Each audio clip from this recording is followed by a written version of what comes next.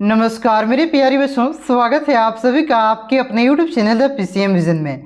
प्यारी बच्चों, आज से हम लोग क्लास 12 पॉलिटिकल साइंस के प्रीवियस ईयर क्वेश्चन के सीरीज को शुरू कर रहे हैं और इस सीरीज में हम लोग 2009 से लेकर के आपका 2022 तक जितने भी एग्जाम हुए हैं उन एग्जाम में आपका जितने भी क्वेश्चन पूछे गए हैं, चाहे वो आपका ऑब्जेक्टिव क्वेश्चन हो या सब्जेक्टिव क्वेश्चन, दोनों तरह के क्वेश्चन को इस सीरीज के माध्यम से हम लोग डिस्कस करेंगे। और यह सीरीज आपका 3 से 4 वीडियो में खत्म होगा, जिसमें हम लोग सब्जेक्टिव और ऑब्जेक्टिव दोनों तरह के क्वेश्चन को डिस्कस करेंगे। तो इस सीरीज के सारे वीडियो को आप लोग जरूर देखिएगा, क्योंकि प्रीवियस ईयर का जो क्वेश्चन होता है वो काफ़ी ज़्यादा इंपॉर्टेंट होता है। और इस बार भी जैक की ओर से कहा जा रहा है कि आप लोग ज़्यादा से ज़्यादा प्रीवियस ईयर क्वेश्चन को ही ज़्यादा से ज़्यादा प्रैक्टिस करें, वहीं से ज़्यादा क्वेश्चन आने की संभावना रहता है। और जैक बोर्ड के एग्जाम, चाहे वो जितने भी एग्जाम हुआ हो, उनमें लगभग आपका 60% क्वेश्चन प्रीवियस ईयर क्वेश्चन ही रिपीट किए जाते हैं हूबहू, और आपका 30% क्वेश्चन प्रीवियस ईयर क्वेश्चन को घुमा करके दिया जाता है, और मात्र 10% क्वेश्चन आपका जो है न्यू क्वेश्चन को ऐड किया जाता है। तो देखा जाए तो आपका 90% क्वेश्चन आपका प्रीवियस ईयर क्वेश्चन को ही पूछा जाता है। तो प्रीवियस ईयर क्वेश्चन आपका बहुत ही ज़्यादा इंपॉर्टेंट है। तो कुछ आप लोग देखें या ना देखें, पढ़ें या ना पढ़ें, प्रीवियस ईयर क्वेश्चन को आप लोग जरूर पढ़िएगा, ठीक है। तो आज की इस वीडियो में हम लोग 2022 में जो आपका 40 MCQ क्वेश्चन पूछा गया था उसको हम लोग यहाँ पे देखने वाले हैं। तो चलिए शुरू करते हैं आज की इस वीडियो को। तो देखिए 2022 में आपका पहला क्वेश्चन पूछा गया था कि बगदाद संधि पर किस वर्ष हस्ताक्षर हुए थे, यानी कि बगदाद संधि कब हुआ था। तो ये आपका 1955 में हुआ था। ऑप्शन नंबर 3 इसका करेक्ट आंसर होगा। देखिए यहाँ पे आप लोग ऑप्शन नंबर 1 में भी टिक देख रहे होंगे, तो जो यहाँ पहले से टिक लगा हुआ है इस पर आप सभी को ध्यान नहीं देना है, क्योंकि ये जो क्वेश्चन जिस स्टूडेंट ने भेजा था उन्होंने पहले से बहुत सारे क्वेश्चन का आंसर गलत टिक करके रखा हुआ है, ठीक है। तो जो मैं यहाँ पे आप सभी को बता रहा हूँ उस पर आप सभी को ध्यान देना है। इस क्वेश्चन का राइट आंसर 1955 होगा, ऑप्शन नंबर 3। देखिए यहाँ पे बगदाद संधि से और भी रिलेटेड क्वेश्चन पूछे जाते हैं कि बगदाद संधि है ये किन किन देशों के बीच हुआ था।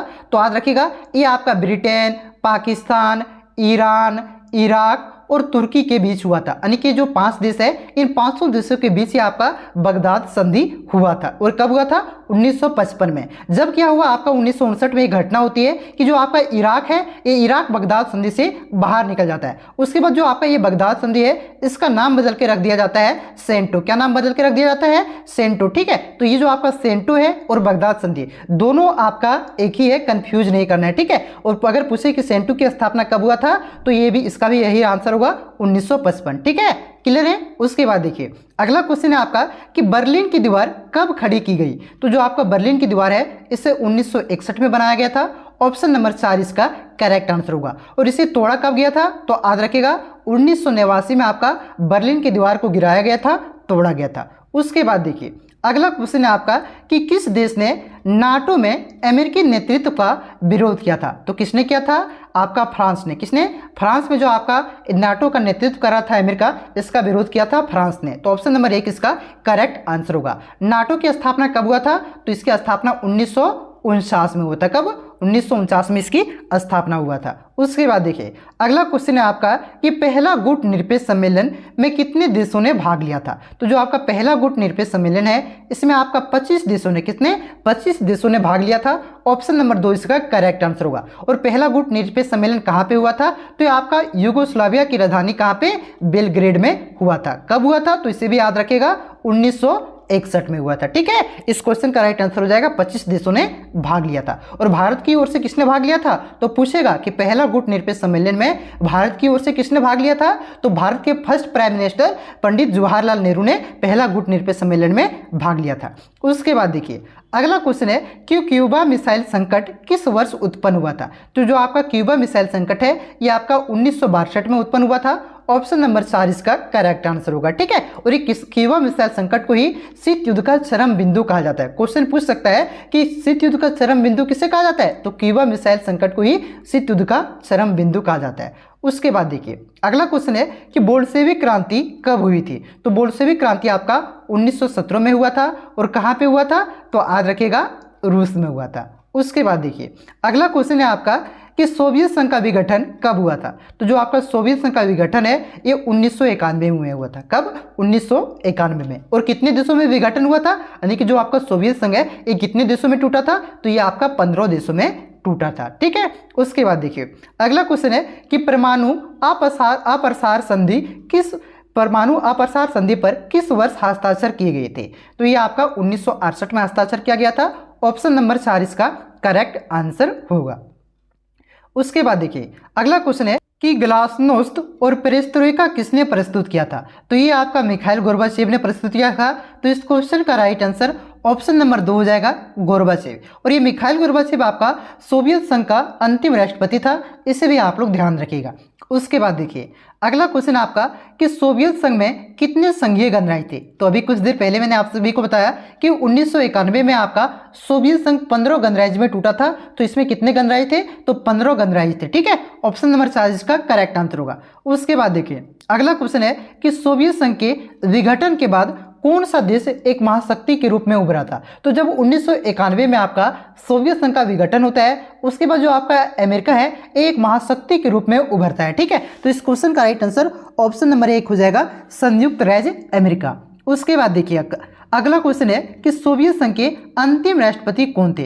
तो कुछ देर पहले मैंने आप सभी को बताया कि सोवियत संघ के अंतिम राष्ट्रपति आपका मिखाइल गोर्बाचेव थे। तो इस क्वेश्चन का राइट आंसर ऑप्शन नंबर 3 हो जाएगा। देखिए जब आपका सोवियत संघ का 15 देशों में विभाजन होता है, यानी कि 15 देशों में विघटन होता है, उसमें सबसे बड़ा देश रहता है आपका रूस, और रूस को ही आपका सोवियत संघ का उत्तराधिकारी कहा जाता है। ठीक है, इसे भी आप लोग ध्यान रखिएगा। और ये रूस के प्रथम राष्ट्रपति, निर्वाचित राष्ट्रपति कौन थे? तो ये आपका था बोरिस एल्त्सिन। कौन था? बोरिस एल्त्सिन आपका ये रूस के प्रथम निर्वाचित राष्ट्रपति थे, इसे भी आप लोग ध्यान रखिएगा। ठीक है, और जो आपका संयुक्त राष्ट्र संघ में आप लोग जानते होंगे कि टोटल आपका 5 अस्थायी सदस्य है, और ये पांचों को क्या है? वीटो प्राप्त है। तो देखिए आपका जो आपका सोवियत संघ था ना, ये आपका ये 5 अस्थायी सदस्य में था। ठीक है, तो ये आपका जब सोवियत संघ का विघटन हो गया, सोवियत संघ आपका कोई देश ही नहीं बचा, उसके बाद इसके जो उत्तराधिकारी थे, सबसे बड़ा देश था सोवियत संघ के विघटन के बाद जो सबसे बड़ा देश था रूस, तो रूस को क्या किया गया?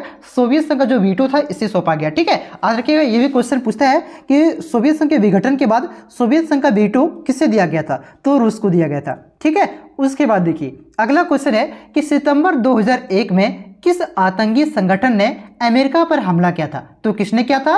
अल-कायदा ने आपका सितंबर 2001 में अमेरिका में हमला किया था। ठीक है, तो इस क्वेश्चन का राइट आंसर ऑप्शन नंबर 2 हो जाएगा। देखिए जो आतंकी हमला है इसको कहा जाता है 9/11। ठीक है, ये 9/11 के नाम से प्रसिद्ध है। आपसे पूछ सकता है कि जो सितंबर 2001 में आपका अमेरिका में आतंकी हमला हुआ था वो किस नाम से जाना जाता है? तो ये आपका 9/11 के नाम से जाना जाता है, जिसमें 9 का मतलब हुआ सितंबर। क्या हुआ? सितंबर आपका 9वां महीना होता है ना, तो सितंबर हुआ 9 का मतलब, और 11 का मतलब क्या हुआ है? 11 तारीख, यानी कि ये जो हमला हुआ था आपका 11 सितंबर 2001 को हुआ था। ठीक है, जो आपका वर्ल्ड ट्रेड सेंटर है उस पर अल-कायदा ने क्या किया था? ये जहाज में जाकर के टकरा दिया था। ठीक है, उसके बाद देखिए उसके बाद अगला क्वेश्चन है कि कुवैत पर किस देश ने कब्जा कर लिया था? तो किसने किया था? इराक ने कब्जा किया था। और कब किया था?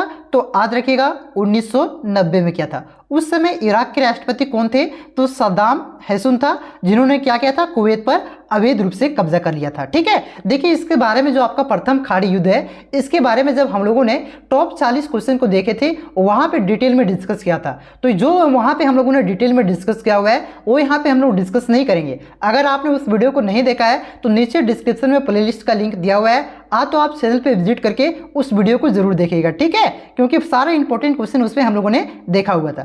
देखिए उसके बाद अगला क्वेश्चन है कि भारत ने कब अपना पहला परमाणु परीक्षण किया था? तो कब किया था? 1974 में किया था। और कहां पे किया था? तो आज रखेगा पोखरण में किया था। देखिए जो परमाणु परीक्षण किया गया था इसका कोड नेम क्या था? तो इसे भी आप लोग ध्यान रखिएगा, स्माइलिंग बुद्धा इसका कोड नेम था। ठीक है, और ये कौन से विशेष दिन में किया गया था? तो बुद्ध पूर्णिमा के दिन ये जो आपका पहला परमाणु परीक्षण है ये बुद्ध पूर्णिमा के दिन किया गया था, जिसका कोड नेम था स्माइलिंग बुद्धा।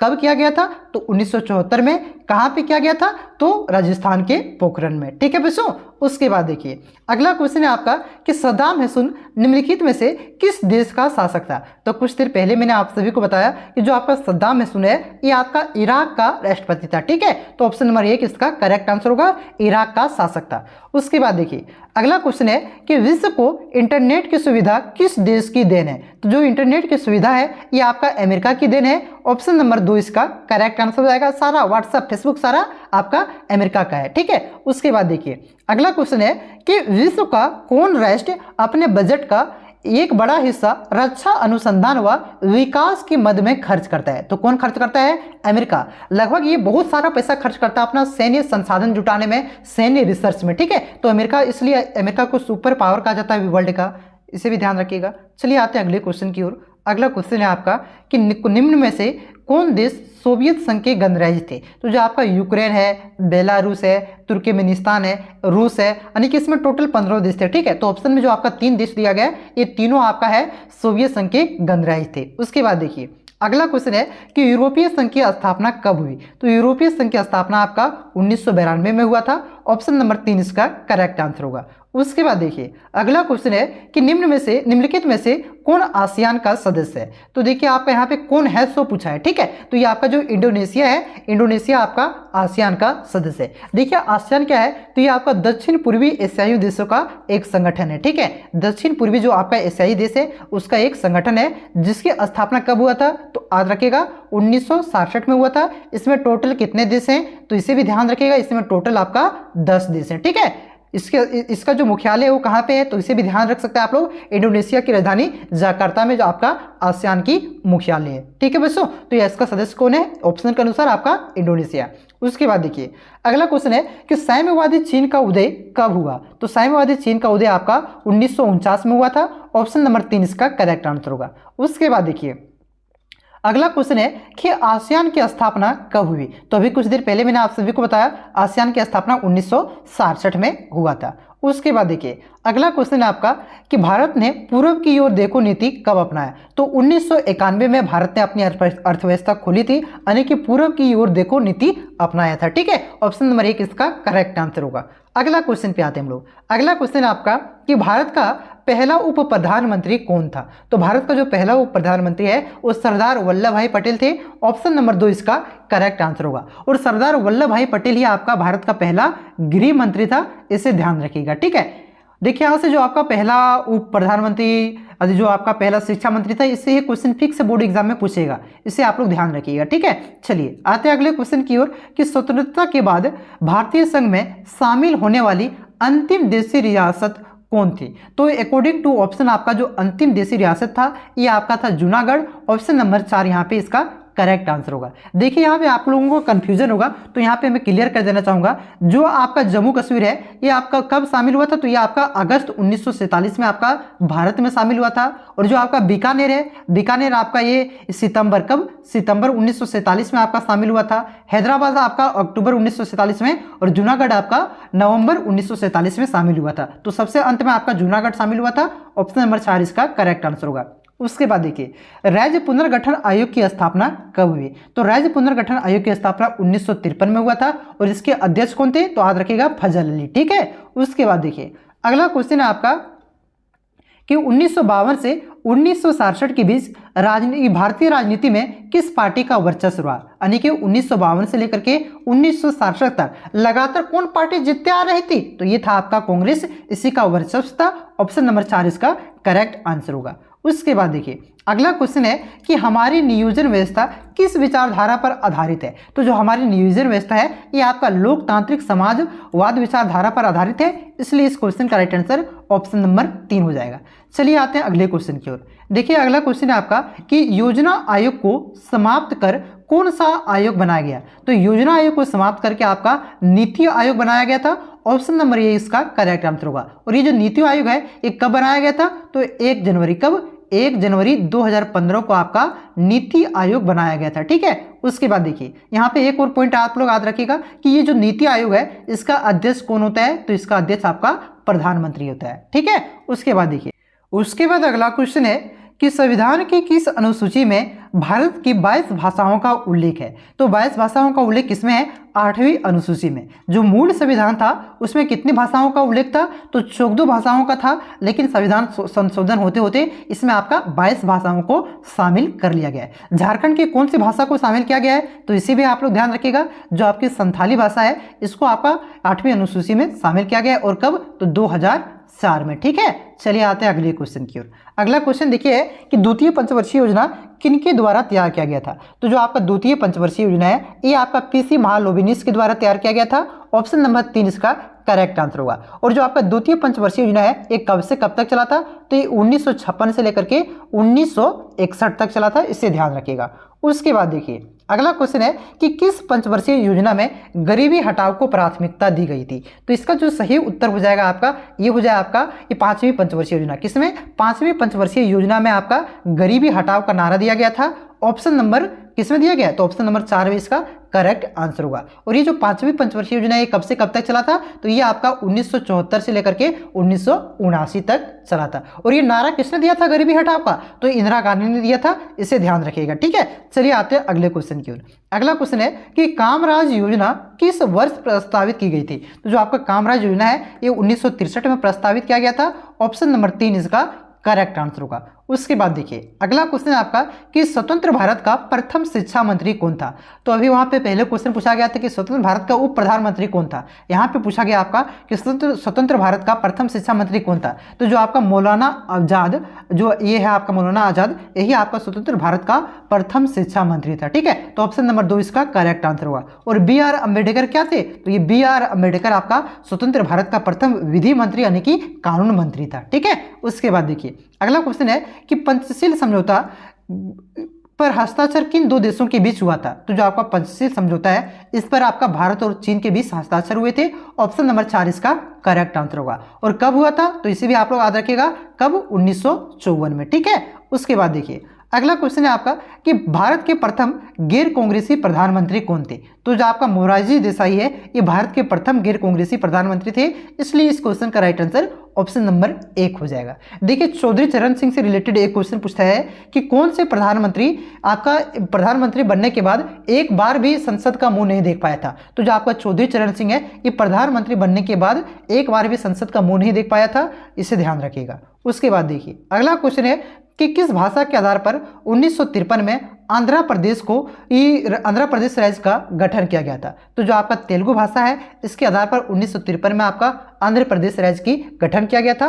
ऑप्शन नंबर 3 इसका करेक्ट आंसर होगा। और जो आपका आंध्र प्रदेश है ये भाषा के आधार पर गठन होने वाला पहला राज्य था, इसे भी ध्यान रखिएगा। उसके बाद देखिए अगला क्वेश्चन है कि भारत में हरित क्रांति का जनक कौन है, तो भारत में हरित क्रांति का जनक आपका MS स्वामीनाथन है। ऑप्शन नंबर 2 इसका करेक्ट आंसर होगा। विश्व में अगर पूछे तो विश्व में कौन है, विश्व में आपका नॉर्मन बोरलॉग है। और अगर पूछे कि श्वेत क्रांति का जनक कौन है, तो याद रखिएगा श्वेत क्रांति का जनक आपका वर्गीज कुरियन है, जिसे मिल्क मैन ऑफ इंडिया के नाम से भी जाना जाता है। ठीक है, अगर यहाँ पे पूछा है भारत में तो स्वामीनाथन, अगर विश्व में पूछे तब आपका हो जाएगा नॉर्मन बोरलॉग, अगर पूछे कि श्वेत क्रांति का जनक कौन है तो वर्गीज कुरियन, और इसे ही आपका मिल्क मैन ऑफ इंडिया के नाम से भी जाना जाता है। आखिरी क्वेश्चन देखिए, आखिरी क्वेश्चन है किस भारतीय राजनीतिक दल को क्षत्रिय संगठन के रूप में जाना जाता है, तो जो आपका कांग्रेस पार्टी है इसे क्षत्रिय संगठन के रूप में जाना जाता है। ऑप्शन नंबर 3 इसका करेक्ट आंसर होगा। कांग्रेस पार्टी की स्थापना कब हुआ था, तो 1885 में आपका कांग्रेस पार्टी की स्थापना हुआ था। किसने किया था, तो ये वो ह्यूम ने कांग्रेस पार्टी की स्थापना किया था। अब आप लोग कमेंट करके बताइए कि कांग्रेस पार्टी के प्रथम अध्यक्ष कौन थे। ठीक है बच्चों, तो यहाँ पे मैंने जो आपका टॉप 40 क्वेश्चन था प्रीवियस ईयर का 2022 का, वो मैंने आप सभी को करवाया। ये सब सारे क्वेश्चन और इससे रिलेटेड जितने भी पॉइंट मैंने आप सभी को बताया है, हो सके तो नोट डाउन कर लीजिए और इसे रट लीजिए। ठीक है, यहाँ से लगभग आपका मान के चलिए ना 7-8 क्वेश्चन फिक्स बोर्ड एग्जाम में देखने को मिलेगा। आप लोग एग्जाम दे करके आइएगा, उसके बाद बताइएगा कि कितना क्वेश्चन आप सभी को देखने को मिला था। ठीक है, चलिए आगे कौन से सब्जेक्ट का वीडियो आपको चाहिए कमेंट करके जरूर बताइएगा। मिलते हैं नेक्स्ट वीडियो में, तब तक के लिए जय हिंद, जय भारत, जोहार झारखंड।